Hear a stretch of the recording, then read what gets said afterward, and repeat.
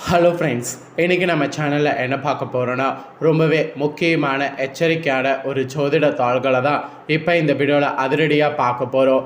அதிரடியாக பார்க்குறதுக்கு முன்னாடி எதை பற்றிய இதை பார்க்க போகிறோங்கிறத இன்ட்ரோ மூலிமா ஷேர் பண்ணுறேன். எதை பற்றிய தாள்களை பார்க்க போகிறோங்கிறத இன்ட்ரோ மூலிமா தெரிஞ்சுக்குங்க. தற்போது 2025 ஆண்டு நடந்துகிட்ருக்கு. இந்த ஆண்டில் 4 மாதம் கம்ப்ளீட் ஆகி 5வது மாதமானது ஸ்டார்ட் ஆகி நடந்துகிட்ருக்கு. 5வது மாதம் 2025 ஆங்கில மாதத்தில் மே மாதங்கிறது மிகவும் முக்கியமான மாதம் என்று சொல்லலாம். மே மாதத்தில் நிறைய முக்கியமான விசேஷ நாட்கள் வரும். அதில் ஒரு விசேஷமான நாள் மே மாதம் 12ஆம் தேதி வர இருக்கு. அன்று தமிழ் மாதம் சித்திரையுடைய 29ஆம் தேதி கிழமை திங்கக்கிழமை. இந்த நாள் அப்படி என்ன முக்கியமான நாள் அப்படின்னு கேட்குறீங்களா? இந்த நாளில் பௌர்ணமியானது வருது. வரக்கூடிய பௌர்ணமி சித்திரை மாதத்தில் வரக்கூடிய பௌர்ணமி. இந்த பௌர்ணமி இதனால் சாதாரண பௌர்ணமி கிடையாது. மிகவும் முக்கியமான எச்சரிக்கையான ஒரு பௌர்ணமி என்று சொல்லலாம். இந்த பௌர்ணமியில் இந்த பிரபஞ்சத்தில் அதிகமான சக்தியானது நிறைந்து இருக்கும். இந்த பௌர்ணமி அன்னைக்கு கிரகங்களிடையே ஏற்படக்கூடிய மாற்றங்கள் காரணமாக ஒவ்வொரு ராசிக்காரங்களுக்கும் ஒவ்வொரு வகையில் தாக்கம் ஏற்படும். அப்படி ஏற்படக்கூடிய தாக்கத்தை அந்தந்த ராசிக்காரங்க தெரிஞ்சு பலனடையணுங்கிறதுனால ஒவ்வொரு ராசிக்கும் இந்த பௌர்ணமிக்கு பிறகு என்ன நடக்குங்கிறத ஷேர் பண்ணிகிட்ருக்கேன். அதில் இன்றைக்கி இந்த வீடியோவில் கும்ப ராசிக்காரங்களுக்கு ஷேர் பண்ண போகிறேன். கும்ப ராசியில் பிறந்த நேயர்கள் உங்களோட ராசிக்கு இந்த பௌர்ணமியிலிருந்து என்ன மாதிரியான பலன் கிடைக்குங்கிறத தெரிஞ்சு இதற்கேற்ப நடந்து பலன் பெறுங்க. இந்த பௌர்ணமி உங்களோட நட்சத்திரத்துக்கு சாதகமாக இருக்குமா பாதகமாக இருக்குமாங்கிறத உங்களோட ராசிக்கேற்ப ஷேர் பண்ணுறேன். உங்களோட ராசி நட்சத்திரத்துக்கேற்ப என்ன மாதிரியான பலன் கிடைக்குங்கிறத தெரிஞ்சுக்குங்க. இந்த பௌர்ணமியில் இந்த மாதிரி நடக்கிறதுக்கு மெயின் காரணமே கிரகநிலைகளும் கிரக மாற்றங்களும் தான்.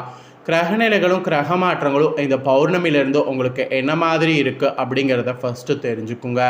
அதுக்கப்புறம் உங்களுக்கான பலனை நட்சத்திரத்துக்கேற்ப நீங்கள் தெரிஞ்சு பயனடையலாம். அது மட்டும் இல்லாமல் இந்த வீடியோவில் உங்களுக்கு எண்டில் இந்த பௌர்ணமி அன்னைக்கு ஒரு பரிகாரம் செய்யணும். அதை செய்கிறதுனால உங்கள் தலையெழுத்து மாறும். அது என்ன பரிகாரம் அப்படிங்கிறதையும் இந்த வீடியோவில் சொல்ல போகிறேன். ஸோ இந்த வீடியோ ரொம்ப யூஸ்ஃபுல்லாக ரொம்ப இன்ட்ரெஸ்டாக இருக்கும். ஸோ வீடியோவை ஸ்கிப் பண்ணாமல் பாருங்கள். அப்போ தான் நான் சொல்கிறத நீங்கள் தெளிவாக தெரிஞ்சு பயனடைய முடியும். ஃபஸ்ட்டு உங்களுக்கு கிரகநிலைகள் என்ன மாதிரி அமைஞ்சிருக்குங்கிறத சொல்கிறேன். அதை முதல்ல இந்த வீடியோவில் தெரிஞ்சுக்குங்க. இந்த பௌர்ணமியிலிருந்து ராசியில் சனி இருக்கிறாரு.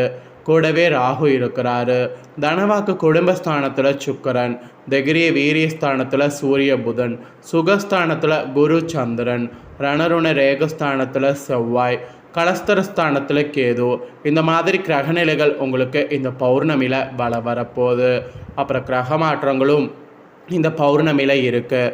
ஃபஸ்ட்டு பௌர்ணமி முடிந்ததுக்கு பின்னாடி 14ஆம் தேதி அன்றைக்கி சூரிய பகவான் தைரிய வீரியஸ்தானத்திலேருந்து சுகஸ்தானத்துக்கு மாறுறாரு.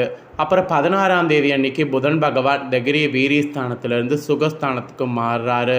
அப்புறம் 31ஆம் தேதி அன்றைக்கி சுக்கிர பகவான் தனவாக்கு குடும்பஸ்தானத்திலேருந்து தைரிய வீரியஸ்தானத்துக்கு மாறுறாரு. இந்த மாதிரி கிரக மாற்றங்கள் இருக்குது. கிரக மாற்றங்கள் கிரகநிலைகள் இதனோட அடிப்படையில் நீங்கள் பெறக்கூடிய பலன்கள் உங்களுக்கு இப்போ சொல்ல போகிறேன். என்ன பலன்கள் பெறுவீங்கிறத தெளிவாக இந்த வீடியோவில் தெரிஞ்சு பயன்பெறுங்க. கும்பராசி அவிட்ட 3-4 பாதங்களில் பிறந்தவங்களுக்கு ஃபஸ்ட்டு சொல்லப்பட்டிருக்கு. இதில் பிறந்த ராசிக்காரங்களுக்கு இந்த பௌர்ணமியிலிருந்து அலைச்சல்கள் இருக்கும். சிலர்லாம் கொடுத்த வாக்கை காப்பாற்ற முடியாமல் திண்டாட வேண்டிய நிலை ஏற்படும். உங்கள் குழந்தைகளால் சிற்சில பிரச்சனைகள் வரலாம். அதற்காக உங்களுடைய குழந்தைகள் மேல் ஆத்திரம் கொள்ள வேண்டாம். மெயினாக உத்தியோகத்தில் உங்களுக்குன்னு வேலையில் வரக்கூடிய கஷ்டங்களை தாங்கி கொள்ளுங்க. அதிகமாக அதை பற்றி யோசிக்காதீங்க. பொறுமையாக இருங்க. அப்புறம் பிள்ளைகள் மூலம் உங்களோட ராசிக்கு பெருமையானது உங்களுக்கு பௌர்ணமிக்கு பிறகு கிடைக்கும். பெண்களுக்கு கூட எடுத்த காரியங்கள் செய்து முடிப்பதில் காரிய தாமதங்கள் உண்டாகும். அப்புறம் பணப்புழக்கெல்லாம் உங்களோட ராசிக்கு ரொம்பவே இந்த பௌர்ணமிக்கு பிறகு அதிகரிக்கும். மாணவர்களுக்கு கூட உயர்கல்வி கற்க தேவையான பண வசதி கிடைக்கும். கூடுதலாக கவனம் செலுத்தி படிப்பது வெற்றிக்கு உதவும். அதனால் கூடுதலாக கவனம் செலுத்தி படிங்க. ஆக மொத்தம் அவிட்ட 3-4 பாதங்களில் பிறந்த உங்களோட ராசிக்கு இந்த மாதிரி அதிர்ஷ்டகரமான பலன்கள் இந்த பௌர்ணமிக்கு பிறகு கிடைக்கும் என்பது குறிப்பிடப்பட்டிருக்கு. ஸோ இதற்கேற்ப நடந்து செயல்படுங்க. நெக்ஸ்ட்டு சதயமில் பிறந்த கும்பராசிக்கு சொல்லப்பட்டிருக்கு. இதில் பிறந்தவங்களுக்கு இந்த மாத பௌர்ணமியிலிருந்து தம்பதிகளிடையே அன்பு பாசமும் அதிகரிக்கும். கருத்துக்களை பரிமாறுறதுக்கு முன்னாடி பொறுமை மற்றும் நிதானங்கிறது அவசியம். அதை உணர்ந்து செயல்படணும். திருமணமாகாமல் அதற்குண்டான முயற்சிகளில் ஈடுபட்டிருந்தவங்களுக்கு திருமணம் இந்த மாதம் பௌர்ணமிக்கு பிறகு இனிதே நடந்தேறும். புதிதாக வீடு மனை வாங்க வேண்டும் என்ற யோசனை செய்த உங்களுக்கு எண்ணங்கள்லாம் வந்து ஈடேறும். உங்கள் எண்ணங்கள் ஈடேறுவதற்கு சூழ்நிலை அமைஞ்சிருக்கு.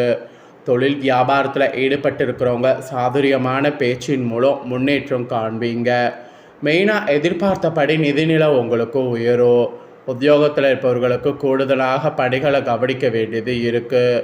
பொறுப்புகள்லாம் உங்களுக்கு அதிகரிக்கும். குடும்பத்தில் இருப்பவர்கள் மூலம் டென்ஷன்கள் உண்டாகலாம். கணவன் மனைவியாக இருக்கிறவங்க இடையே கோபத்தை விட்டு விடுவது, இதமாக பேசுவது நல்லது. அப்போ தான் நன்மையானது உங்களுக்கு உண்டாகும். இது சதயமில் பிறந்த கும்பராசிக்கு சொல்லப்பட்டிருக்கு. இதற்கேற்ப நடந்துக்குங்க. அப்புறம் புரட்டாதி 1, 2, 3 பாதங்களில் பிறந்தவங்களுக்கு சொல்லப்பட்டிருக்கு. இதில் பிறந்த கும்பராசிக்காரங்களுக்கு இந்த மாத பௌர்ணமிக்கு பிறகு மிகவும் விரும்பிய நண்பர்களை விட்டு பிரிய வேண்டிய நிலை வரலாம். உங்களுடைய பொருட்களை இனிமேல் மிகவும் கவனமாக பார்த்து கொள்ளணும். தூக்கம் இல்லாமல் தவிக்கக்கூடிய நிலையில் இருக்கக்கூடிய உங்களுக்கு யோகா போன்ற பயிற்சிகளை செய்யணும். அதெல்லாம் செய்திங்கன்னா நன்மை உங்களுக்கு அதிகம் இந்த பௌர்ணமிக்கு பிறகு கிடைக்கும். அது மட்டும் இல்லாமல் எத்தனை தோல்வி ஏற்பட்டாலும் வெற்றி என்ற இலக்கை நோக்கி முன்னேறணும். அந்த குணத்தை வளர்த்துக்கிறது இந்த பௌர்ணமிக்கு பிறகு நல்லது. அப்படியெல்லாம் இருந்தீங்கன்னா இந்த பௌர்ணமிக்கு பிறகு மனக்கவலை நீங்கி எதிலுமே தெளிவான முடிவை எடுக்க முடியும். பணவரவு கூட தாராளமாக கூடும். இந்த பௌர்ணமிக்கு பிறகு காரிய தடைகள் எதிலும் தாமதமான போக்கு காணப்படும். மன மகிழக்கூடிய சம்பவங்கள் நடக்கலாம். வெளியூர் பயணங்கள் கூட மனதுக்கு சந்தோஷம் தருவதாக இருக்கும். உடல் ஆரோக்கியம் பாதிக்கப்படலாம். கொடுக்கல் வாங்கல்ல கவனமாக இருக்கணும். உங்களுடைய சிறப்பான செயல்கள் மற்றவர்களுடைய பாராட்டை பெற்றுத்தரும். அதனால் சிறப்பான செயல்கள் செய்ய முயற்சி பண்ணுங்கள். உங்களோட நட்சத்திரத்துக்கு இந்த பௌர்ணமிக்கு பிறகு இதுதாங்க நடக்கும். ஸோ உங்களோட நட்சத்திரத்துக்கு ஏற்ப இந்த பௌர்ணமிக்கு பிறகு உங்களோட ராசிக்கு என்ன நடக்குங்கிறத நீங்கள் தெரிஞ்சிருப்பீங்க. ஸோ தெரிஞ்ச இதற்கேற்ப நடந்து பலன் பெறுங்க. நெக்ஸ்ட்டு என்ன பார்க்க போகிறோன்னா, இந்த பௌர்ணமி ஒரு சாதாரண பௌர்ணமி கிடையாது. இந்த பௌர்ணமி சித்ரா பௌர்ணமி. நினைத்த காரியம் நினைத்தபடி எந்த தடையும் இல்லாமல் கைகூட இந்த பௌர்ணமி அன்னைக்கு இப்படி விளக்கேற்றி வழிபாடு செய்யுங்க. எப்படி விளக்கேற்றி வழிபாடு செய்யணுங்கிறத உங்களுக்கு சொல்கிறேன். அதை தெளிவாக இந்த வீடியோவில் தெரிஞ்சு பயன்பெறுங்க. இந்த சித்ரா பௌர்ணமி என்பது தெய்வ வழிபாட்டுக்கு மிக சிறந்த நாளாகும். இந்த நாளில் குலதெய்வ வழிபாடு, இஷ்டதெய்வ வழிபாடு ஆகியவெல்லாம் செய்திங்கன்னா காரிய சித்தி ஏற்படும். ஜோதிட சாஸ்திரத்தின்படி சந்திரன் உயிராற்றலுக்கான கிரகமாக சொல்லப்படுது. அத்தகைய சந்திரனுக்குரிய நாள் பௌர்ணமி என்பதால் இந்த நாளில் நாம் செய்யக்கூடிய வழிபாட்டின் மூலம் நம்மளுடைய எண்ணங்களில் இருக்கக்கூடிய ஒரு விஷயம் நிறைவேற வேண்டும் என்ற எண்ணத்தை அவரே நிஜமாக்கி கொடுப்பாரு. இந்த ஆண்டு சித்ரா பௌர்ணமி சித்திர நட்சத்திர நாளில் இணைந்து வருவது இன்னும் சிறப்பானது. இந்த சித்திர பௌர்ணமி அன்னைக்கு நம்மளுடைய கோரிக்கைகள் விருப்பங்கள் நிறைவேற எளிமையான விளக்கு பரிகாரத்தை செய்தாலே அளவில்லாத பெரிய அளவிலான பலன்கள் பெற முடியும். பௌர்ணமி என்று சந்திரனுடைய ஒளிக்காற்றுகள் நம்மளுடைய உடலில் பட வேண்டும். அதனால் கிரிவலம் செல்லக்கூடிய முறை இந்த நாளில் ஏற்பட்டதாக சொல்லப்படுது. அதே போல் சித்திர பௌர்ணமி அன்னைக்கு ஒளிமயமான மிகவும் சக்தி வாய்ந்த ஒரு விளக்கு பரிகாரம் நாம் செய்யும்போது அதில் தெய்வீக சக்தி அதிகம் நிறைந்திருக்கும். இந்த நாளில் குறிப்பிட்ட நேரத்தில் குறிப்பிட்ட முறையில் விளக்கேற்றி வழிபட்டால் நம்ம என்ன வேண்டி கொண்டாலும் அந்த வேண்டுதல் அப்படியே நிறைவேறும். இது ஆன்மீக பரிகார நிபுணர்களே கூறுறாங்க. அதனால் நம்பிக்கையோட விளக்கு பரிகாரம் செய்து பயன்பெறுங்க. அவ்வளோதாங்க. இந்த முக்கியமான தாள்களை நீங்கள் இந்த வீடியோவில் பார்த்து பயனடைஞ்சது போல் உங்கள் ஃப்ரெண்ட்ஸ் ஃபேமிலியில் இருக்கிறவங்களும் பார்த்து பயனடையணும்னு நினச்சிங்கன்னா வீடியோ லைக் பண்ணி ஷேர் பண்ணுங்கள். வீடியோவை உங்கள் ஃப்ரெண்ட்ஸ் ஃபேமிலியில் இருக்கிறவங்களும் பார்க்கட்டும். அவங்களும் அவங்களோட ராசி கும்பராசியாக இருந்ததுன்னா இந்த தாள்களை தெரிஞ்சு இதற்கேற்ப நடந்து பலனடையட்டும். நெக்ஸ்ட்டு நம்ம சேனலில் நிறைய முக்கியமான வீடியோலாம் போடப்படும். அதை எல்லாத்தையுமே உடனுக்குடனே தெரிந்து கொள்ள மறக்காமல் நம்ம சேனலை சப்ஸ்கிரைப் பண்ணுங்கள். கூட பெல் பண்ண ப்ரெஸ் பண்ணுங்கள். அதை நீங்கள் பண்ணிட்டீங்கன்னா இனி நான் போகிற மற்ற அப்டேட்டான எல்லா வீடியோஸும் உடனுக்குடனே நோட்டிஃபிகேஷன் வந்து தெரிஞ்சு பயனடையலாம். ஸோ சப்ஸ்கிரைப் பண்ணாமல் இருக்கக்கூடியவங்க சப்ஸ்கிரைப் பண்ணி பெல் பண்ண ப்ரெஸ் பண்ணி பாருங்கள். நெக்ஸ்ட்டு குரு பயிற்சி வேறு வரப்போகுது. குரு பயிற்சியில் உங்களோட ராசிக்கு என்ன பலன் கிடைக்குங்கிறத நீங்கள் தெரிஞ்சுக்கணும்னு நினச்சிங்கன்னா நம்ம சேனலை சப்ஸ்கிரைப் பண்ணி சப்போர்ட் பண்ணுங்கள். வேற ஒரு வீடியோ சந்திக்கிறேன். நன்றி.